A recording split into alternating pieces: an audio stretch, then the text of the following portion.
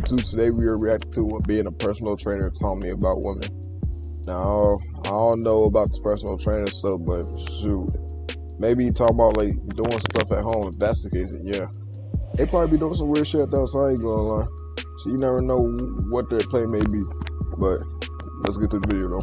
Personal trainer at these luxury gyms, Equinox, Boston Sports Clubs in Wellesley, Massachusetts. Look up Wellesley, Massachusetts. Like I would say it's top 2, top 3, like wealthiest city in Boston. Like when I was a trainer at these places, especially when I was in college, because that was my first ever quote unquote occupation that I did, especially while I was in college, there were a lot of interactions that I would have with women, married women specifically, not single women. I did have some single women that I worked with.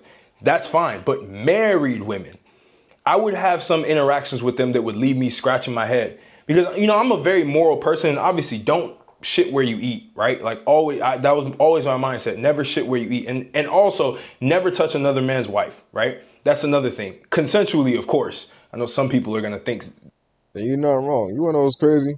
Some of these women probably don't even be telling their husbands that they began these personal trainers to do shit like that. I mean, obviously they wouldn't tell them, but they just don't be telling them about the personal trainers. And you know what they could be doing, especially if it's a nigga. I ain't gonna lie, if it's a nigga, it's just like, so you never know. Like, if they go to their wife's house while they gone, you don't know what could be happening. I don't know. I ain't gonna lie.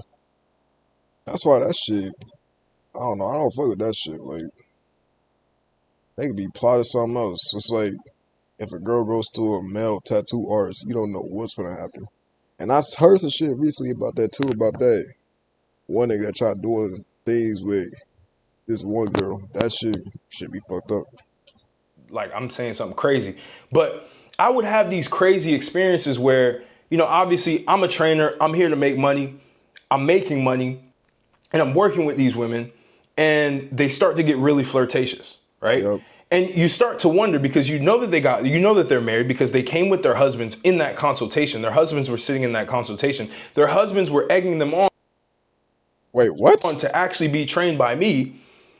And they were all for it. And then once the husband left and they were just me and them in the gym, right? They would start to, you know, say flirtatious things. They say, "Oh, you're so attractive." Like, "Oh, your muscles. I love how you look." Like, "Oh my God, like you're so amazing. I wish my husband was like that." And they would start to say things like this in the beginning, right? And I would work with these women for about 3 to 6 months, right? Nothing crazy. But as the weeks went on. Speaking of that, I know it's kind of outside, but I need to start dieting for real. Like, I don't know if I've been eating junk. Like, I'm not fat, but it's like, I just got a stomach. I'm just trying to tone that shit down. Like, I don't know. The flirtation, the flirtations got more and more, right? To the point where it just got to a point where I'm like, "You're married." Like I wouldn't tell them this, but in my head, I'm like, "You're married. Like, how could you be this flirtatious? Like, how could you be egging me on so much?" And it would get to a point, I would say typically around week 8, they would be like, "Hey, I'm not gonna lie, like I'm really attracted to you. Like I don't really do much when I'm at home. My husband's not there. He's always at work. You can come over," or something like that. Shit, does this nigga have a wife? Shit, if he do, then yeah, his ass load, I ain't gonna lie, but nah, fuck that. What I'm gonna say? Oh yeah, that's why you gotta watch, you know who you get with. Cause they can be doing this shit behind the scenes. That's why that shit's scary. Like, bruh, if I had a wife and I found out about another nigga coming to the house, or even if it's just a tattoo artist and shit, I ain't gonna lie, I wouldn't feel comfortable with that shit. Cause you don't know what be going on behind the scenes. You don't know, I ain't gonna lie. Temptations, that's just what it be. The temptation shit real, I'm telling you. Like, "Hey, let's go do this, let's go do that." And I would politely say no, I respectfully say no, because obviously, you know, I respect their husbands, I respect what they're doing, I respect the hustle that they're doing. But there's one thing I realized, because these demographic of women were rich women, right? And these rich women were always left at home by themselves. They were always bored. So they always wanted to talk to a lot of these guys who were in these services industries, right? They would have their own personal masseuse who was a male. They would have their own trainer who was a male. They'd have their own gardener who was a male. They'd have all these male services around them, right? Clearly for a reason. It never was just that, right? It never was just for just like their actual trade work that they did. But as I was talking to them more, I would try to understand what was going on at home, because that would give me a good understanding of why they act the way that they act. Because I do believe that women who feel neglected, or who feel like they're just sitting at home and just like their husband is out doing whatever he's doing, again, respectful, because he's going out, he's going on business trips. Who knows what he's doing on these business trips, of course. But like, he's bringing in money, right? She's living this comfortable lifestyle. Why would you talk to a 19-year-old personal trainer who's in college still? Like, why would you do that? You know what I mean? So it always hit me in the back of my head, like, what's going on? Like, why are you choosing to talk to me versus the guy who's rich?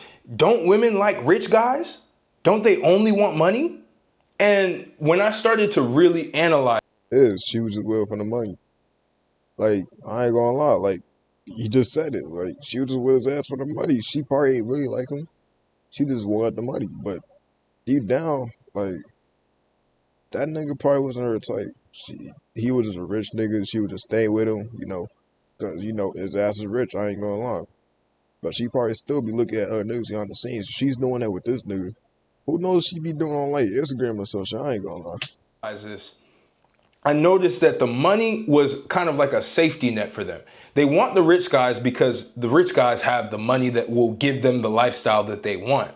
But the fun comes in with the guy who may not be rich, but also has a certain personality and has a certain edge to him that they're super attracted to, more of like the high testosterone guy, right? That like they just have like this crazy fondness of, they fantasize over. A lot of women fantasize over the personal trainer. They fantasize over the masseuse that touches them a little bit in a certain way and they get excited and they want to do this and they want to do that. I'm not saying all women, but that happens consistently. And it got to a certain point where I was really just asking so many questions about their relationships, and they would open up. They would say a lot. They say, "Oh, well, he doesn't last very long. Like it's kind of boring. Like I've never orgasmed in my sex life at all." Like they would just like throw this shit out there, and they would bash the guy so much. And in my head, I'm like, "But he's a millionaire." Like, bro, when I tell you, Wellesley, Massachusetts, billionaires out there, right? There are. I remember when I was waiting tables, because I did a little bit of serving at the country club, the Wellesley Country Club. The CEO of Bank of America was there. I'll never forget that. I didn't even know who he was. I served him, right? And these are the types of guys that live there. Like all the NBA players live there, everything, right? And all of their wives, I'm not saying his wife, or I'm not saying any NBA player's wife, but like a lot of these rich guys' wives would go to these trainers and they would flirt with them and they would do things with them. And it always puzzled me because I'm like, you have something safe at home. Why are you coming here and taking the risk with somebody? What if he finds out?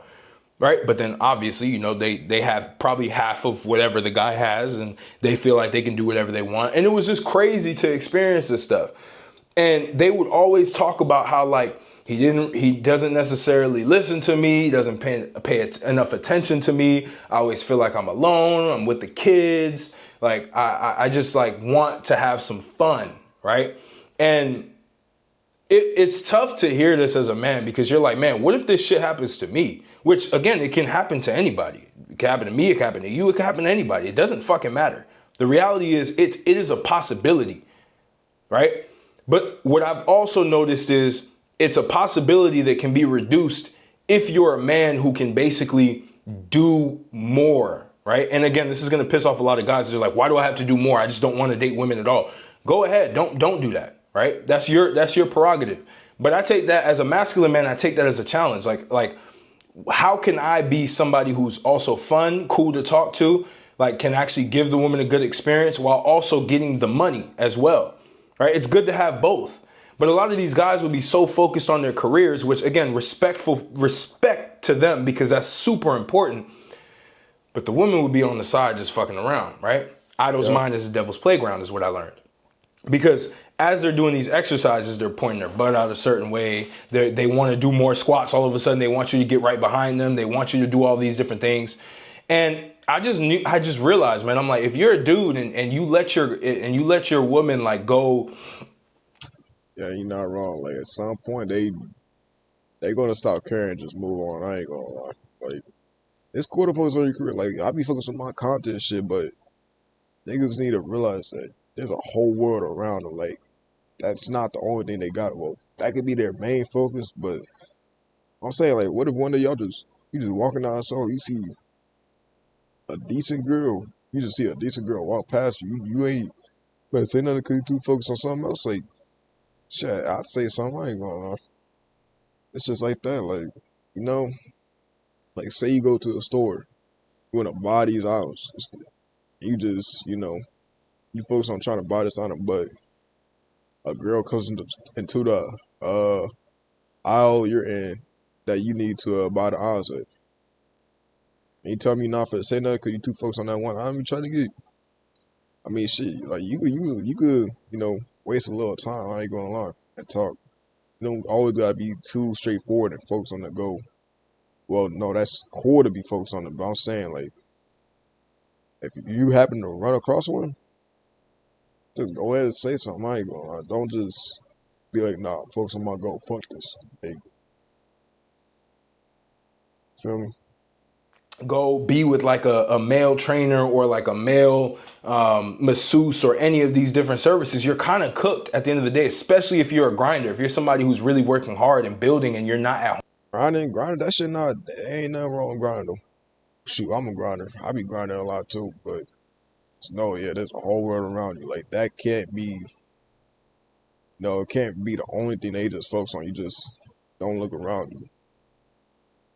Who knows? There be a lot of girls standing there. You probably won't believe it, but there do. You just gotta look around. I'm telling you. Like I caught a lot of girls. I caught girls standing at me before. From behind me and shit. It's just like that's why you gotta look around. Home very often. The likelihood of something happening is a lot higher.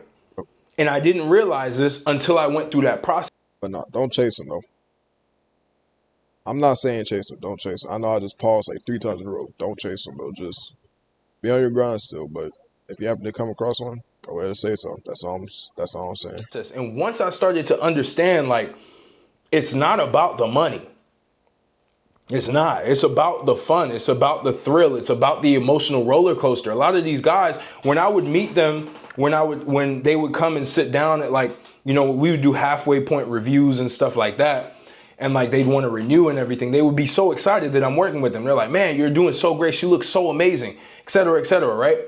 And it's like, they just didn't understand what was going on behind the scenes. It like could not even be possible in their mind that their wife would be flirting with a 19-year-old personal trainer.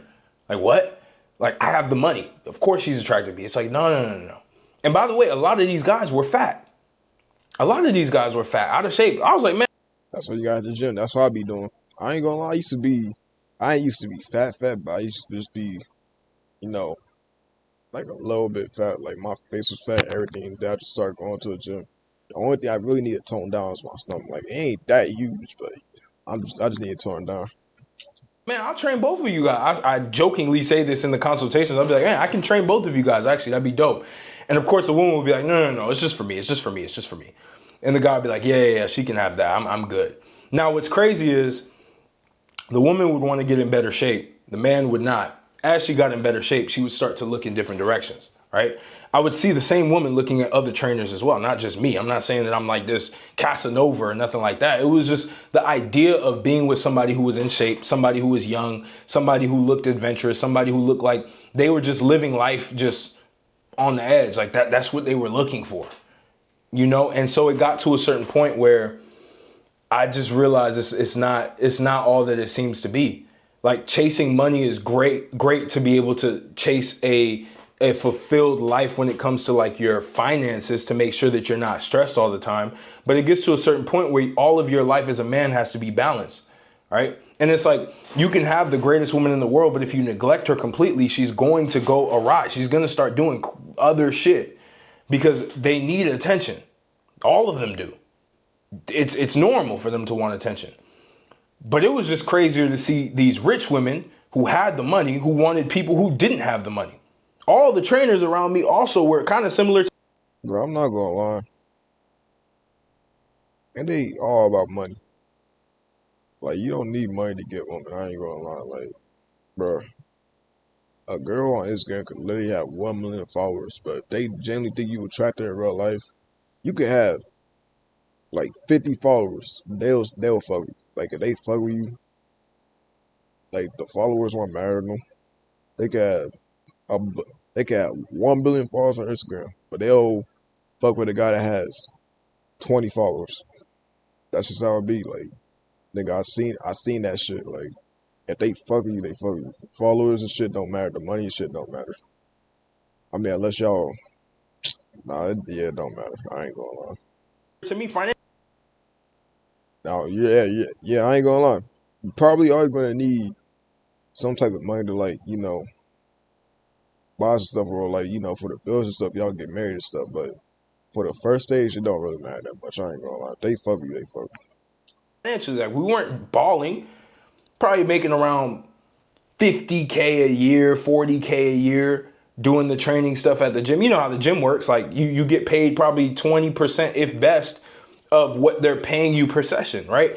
The going rate for those gyms that I was working at, the Equinox one in San Francisco, was $200 a session, right? Crazy, $200 a session. The one in Wellesley in Boston, Massachusetts was around $90 a session, $90 to $100 a session. So these were like higher price things. And so we would get a small percentage of that. We'd only get 20%. And I just understood. I was like, man, it's not what the whole like idea of women, like it just shattered my idea. Like it helped me understand that like you are not safe even with money. If you're one dimensional, if you only have money, you're not safe. You gotta have multiple different attributes to you that wow the woman. You have to be in her fantasy consistently as a man. Like if you're jacked, you're in shape, and you're also making money, and you're also charismatic, and you're also super competent in other areas of life, she will always be attracted to you for the most part. And you have the freedom to be able to do things with her and have adventures with her. Like a lot of these women would always tell me like, oh yeah, we go on vacation like once a year. Because he's always traveling for work and stuff like that. And I'm always like with the kids and all of that. And they would tell me everything about their relationships, everything about their lives. And I would feel so bad for these guys because maybe they knew, maybe they didn't know. Maybe they just didn't give a fuck, honestly. Because I've also come across a lot of guys who are well off that don't give a fuck what their woman does because they're also doing some shit on the side and they're really just there to build the family, build the legacy, and just do whatever, right? This would typically happen. But it would be so interesting to understand how these women think and how they view their relationship and how they don't give a fuck about their relationship and how they see their relationship as almost a crutch to their life versus like something that is actually a benefit for them. I mean, they're benefiting with the money. They're benefiting with the guy who's ambitious, right? But they want the other things. They want the intangible thing or the tangible things that aren't necessarily as important as the money. I'm not gonna lie to you, like, yeah, you don't always gotta be like that, bro. Be on the ground, of course, but all I'm saying is, what was I gonna say? Fuck, I forgot. I ain't gonna lie. And as I started to learn this, even when I was at Equinox, it was the same exact pattern, the same exact scenario. These rich women would come around, they would talk, they would over talk about their conversations with their husbands and their issues in the bedroom, their issues with his physical appearance, their issues with his over dedication to work. And it's like, in my mind, I'm like, how ungrateful could you be? Like this guy that you're married to, this multi-millionaire, is out here doing everything possible to keep your life beautiful. But you go to this personal trainer who possibly would financially ruin your life to get something, the 10% that you don't have. So it was an interesting dynamic where I realized that a lot of men think that like, okay, I can give 90%. And even if I don't have the 10%, it's fine. But they don't tend to realize the 10% that they ignore is the 90% that the woman wants. It goes both ways with relationships that I've noticed. When I've trained these women, I finally realized this. I was like, a lot of men think like I'm giving 90. I think I remember, bro. I ain't gonna lie. It's just like you don't always gotta be. You don't gotta be too focused on your goal. Like it's like okay, once you finish what you need to do, you could do what you want to do. Like, for example, like, okay, say you finally bought this iPhone. I don't know. Say that you want to make a video for the day. All right, cool. You finish the video. Then that's when you can do the other stuff with, with like your girl and stuff. But me, I be recording my videos at like 12 a.m. to 1 a.m. because it's just like, that's the end of the day. I usually do what I want to do before I do that. And that's the perfect schedule for me. Plus, I be working too. So it's just like, I gotta record at that time anyway. But on my break days, so I still record at like 1 a.m. and stuff because, it's my birthday. I want to do what I want to do sometimes. But at the end of the day, I still make sure to make my video. 90% of what I think she wants. And I don't have that 10%. In the woman's mind, he's giving nothing because there's the 10% that she wants is the 90% that he gives.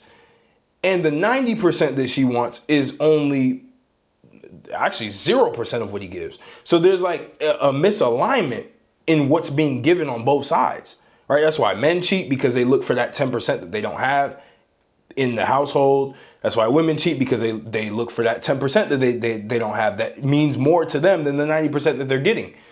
So it was a very interesting dynamic. And luckily for me, man, like I believe in karma, so I never ever shit where I eat, bro. Like never. And I would just come away with so much more wisdom and so much more understanding of like women who actually are in marriages with successful men, like how they truly think, how money is not everything. It is something. It is something that's very important. I'm not sitting here saying that you should not go get money and you should just get jacked and be broke and live whatever. Do both, because you can do both. And that's what I would always look at their husbands and I'm like, bro, you could go to the gym. You're not traveling every single day. And even if you are traveling, there's a gym in that hotel. You can go train. You can take care of yourself. You don't have to look the way that you look. Bro, but no, they could take each other to the gym though. Like, just do that. Like, I'm not like I'm not just gonna be making content the whole day every day. No, I only do these at like 12 a.m. to 1 a.m. Damn. But before that, I'll go ahead and go outside or something. Like, that's what I said. Like, it's cool to be focused on your goals, but just check the world around you sometimes. But they don't care because they're like money. Most of these guys were money hungry. To get to that level to where like these guys were making multi-million, they had like multi-millions of dollars in money that was coming into them every single year. They had these billion-dollar corporations, but they didn't give a fuck about their health because they just cared about the money. And I would see the relationship just like drift. And I would see the upcoming problems that would come in. A lot of these guys, and because they would come back into the gym a year or two later and be like, yeah, things didn't work out, man. Like everything went bad.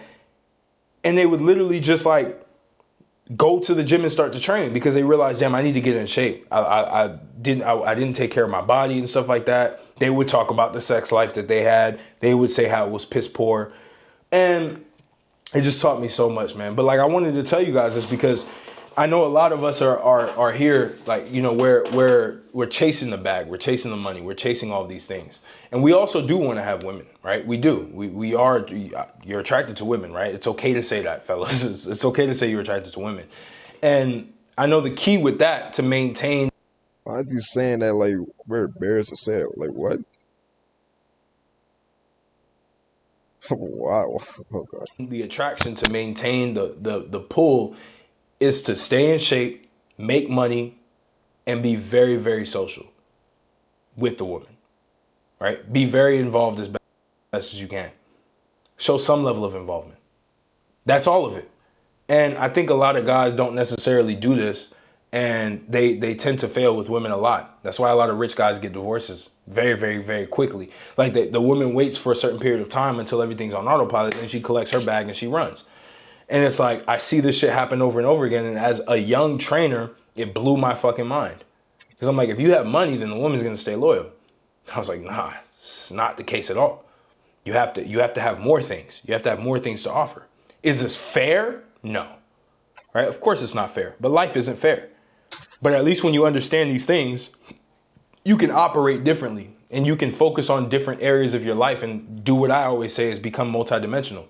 Because when you're multidimensional, How can she compare you to anybody at that point? Because you tick so many boxes, and you tick the right boxes, right? You are in shape, so that way you're not a minute man, right? You're somebody who can take their clothes off in broad daylight, and you're comfortable in your own skin.